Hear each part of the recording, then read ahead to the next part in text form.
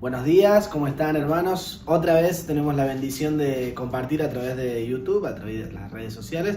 Y hoy simplemente voy a hacer la introducción y vamos a escuchar una palabra que nos va a compartir nuestro hermano Eric. Así que, bueno, espero que cada uno se encuentren bien en sus hogares, se encuentren bien, tomen este tiempo y tomen nota. Que cada uno pueda tener este espacio para meditar acerca de lo que el Señor quiere hablar a nuestros corazones este domingo.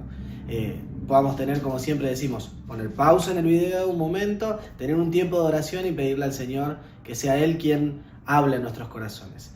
Así que bueno, los dejo con Eric y anhelamos y oramos para que este tiempo de reflexión pueda ser de bendición para nuestras vidas.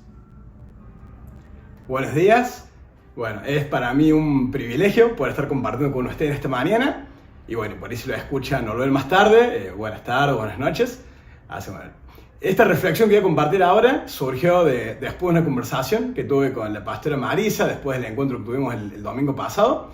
Y bueno, me dejó pensando y pensé que quizás también los podré dejar pensando a ustedes. Así que bueno, anhelo que Dios pueda bendecirlo a través de esto. Y bueno, hagamos por un momento el ejercicio de imaginar que viene alguien y invierte en nosotros. Y nos dice, bueno, acá tenés esta plata, quiero que arranques un negocio. Y lo primero que hacemos es agarrar, buscar un departamento de recursos humanos y empezar a contratar gente, ¿no? Y bueno, agarramos y tratamos de buscar lo mejor que hay en el mercado, los mejores empleados, los más capacitados. Yo creo que es algo que quizás todos haríamos, ¿no? Pero cuando vemos la Biblia, Dios parece ser un poquito distinto. Una vez alguien dijo que Dios tiene un departamento de recursos humanos medio malo, medio extraño. Y yo creo que algo de verdad hay en eso, porque si vamos a Génesis, podemos ver cómo desde el comienzo Dios toma unas decisiones que no son quizás las decisiones que uno esperaría. Por ejemplo, en una cultura como era la cultura antigua, en la cual el hijo mayor tenía el derecho indiscutible, vemos a un Dios que consistentemente elige, no al hijo mayor, sino a algunos de los hijos menores. Por ejemplo, y quizás el ejemplo más famoso es el de Jacob, ¿no? Que después Pablo lo retoma como Dios lo elige a Jacob por sobre Saúl, pero también lo vemos en otras partes del libro con la elección de Isaac, que no era el mayor de Abraham, lo vemos también con la elección de José, que no era el mayor de Jacob, y hay muchísimos ejemplos así, no solo en Génesis, sino después a lo largo de la Biblia. El mismo pueblo de Israel, si nos ponemos a pensar, que era una pequeña familia en Canaán, que llegan como refugiados de Egipto por una hambruna, en Egipto crecen, pero terminan siendo esclavos, y es a ese pueblo de refugiados que después terminan esclavizados, que Dios rescata y con el cual Dios forma una alianza, ¿sí? No era una nación poderosa, no era una de las potencias de la antigüedad, no era Egipto, ¿sí? Y sin embargo Dios los elige y con ellos decide establecer un pacto y elegirlos como sus representantes en la tierra.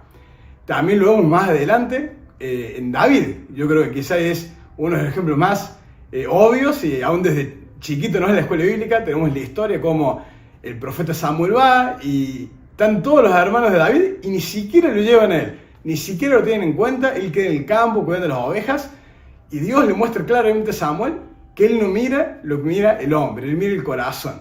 Y Dios no elige a ninguno de los hermanos que parecían quizás más capaces, que eran los más grandes, lo elige a David, que era el menor. Entonces no debería ser para nosotros una sorpresa cuando después vemos a Jesús, que es Dios hecho carne, ¿sí? Cuando Él se encarna y viene a este mundo, Jesús no ejerce su ministerio entre los poderosos. Jesús nos sorprende también, ¿sí? Aunque quizás no nos debe sorprender tanto conociendo el carácter de este Dios, que ya desde el comienzo Él busca lo que quizás el mundo desprecia. Y cuando Jesús elige a sus 12 discípulos, por ejemplo, Él no va y elige, no sé, los mejores filósofos, los mayores estudiantes que hay de la ley judía en ese momento. Él elige gente que, al contrario, que no está en la lista de nadie, ¿sí? A la hora de elegir los 12 apóstoles que irían a formar la iglesia.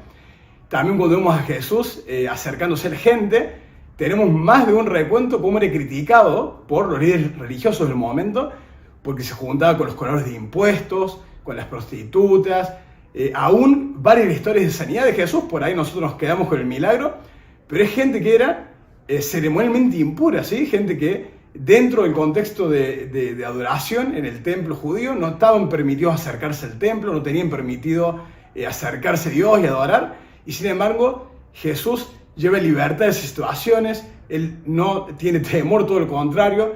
Él los busca, los sana, los restaura, no tiene problema en tocar a los leprosos. Y vemos un Jesús muy preocupado por buscar a aquellos a los cuales la sociedad los dejó a un lado, ¿sí? Vemos también cómo este Jesús no se deja deslumbrar por las multitudes, cómo este Jesús nos enseña que el reino de los cielos es como una semilla de mostaza, dice, que después crece hasta convertirse en un gran árbol en el huerto. Yo me quedé pensando, y más de una vez pienso, ¿quiénes serían aquellas personas que quizás hoy por hoy Jesús nos llamaría, o quizás Él, si estuviera aquí en la tierra de vuelta, se acercaría, buscaría? Y me deja pensando. Y en el contexto de dice Meumi, me quedé pensando cómo hay quizás dos grupos que en la sociedad de hoy por hoy no son muy apreciados. Uno de ellos es la gente mayor, los ancianos. Yo creo que es una sociedad que ha perdido mucho el respeto por los ancianos. Siempre medio que los hacemos a un lado, no buscamos sus opiniones, su sabiduría, a veces no buscamos compartir tiempo con ellos. Y quizás otro grupo es el de los inmigrantes. Yo creo que en toda sociedad y en toda época los inmigrantes han sido un grupo al cual ha sido muy, no cuidado, a veces incluso despreciado, que no le prestamos atención. Y Dios ha puesto el ICMUMI para bendecir a personas que son tanto ancianas como inmigrantes, personas que llevan quizás hace mucho tiempo lejos de su país, en una tierra que no era la de ellos. Y fue precioso el domingo poder compartir con ellos, poder escucharlos adorar en su propio idioma, poder escuchar la palabra también, poder escuchar testimonios en su idioma.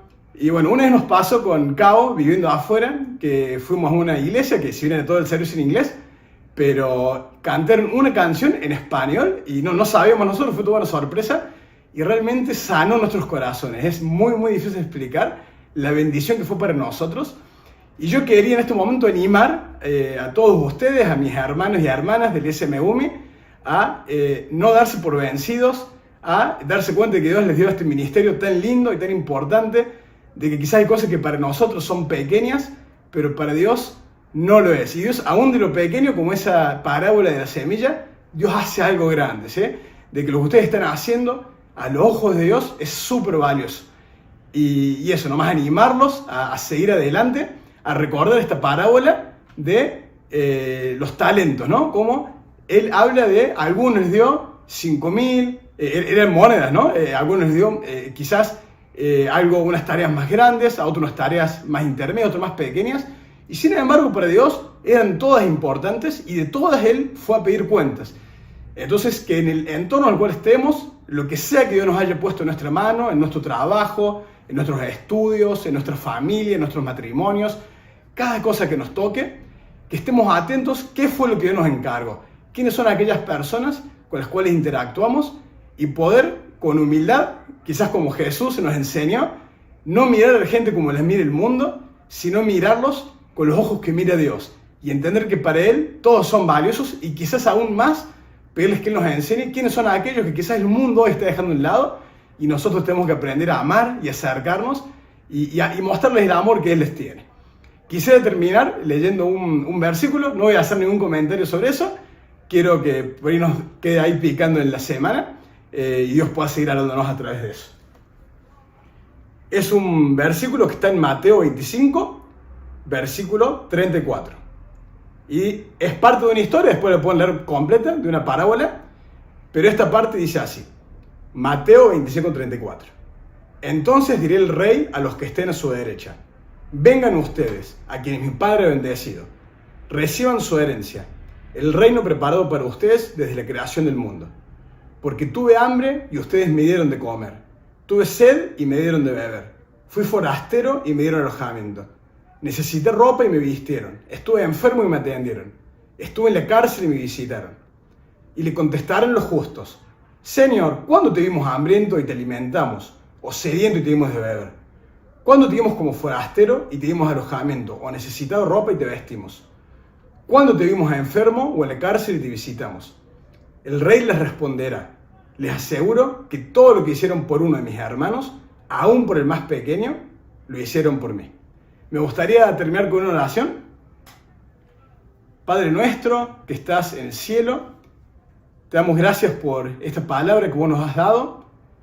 quiero pedirte que vos puedas estar tocando nuestros corazones, puedas estar ablandando nuestros corazones, Señor, puedas estar dándonos compasión y piedad, Señor, por la gente que tenemos a nuestro alrededor, especialmente por aquellos que quizás son despreciados por el mundo, y pedirte que nos enseñes y nos ayudes a verlos con tus ojos y a amarlos, Señor, con ese amor que vos nos has dado a nosotros también, porque como dice en tu palabra, podemos amar porque fuimos amados por vos primeros. Enséñanos, Señor, a no despreciar la tarea que vos nos has encargado, Señor, sino entender que aún en lo pequeño vos estás esperando que nosotros te obedezcamos, Señor, y que podamos llevar a cabo esta tarea que nos has dado, Señor. Te damos gracias porque sabemos que tu Espíritu Santo está con nosotros, obra en nosotros, y nos va a equipar y nos va a ayudar en cualquier tarea que vos tengas preparado para nosotros en esta semana, Señor. Te damos gracias en el nombre de Jesús. Amén.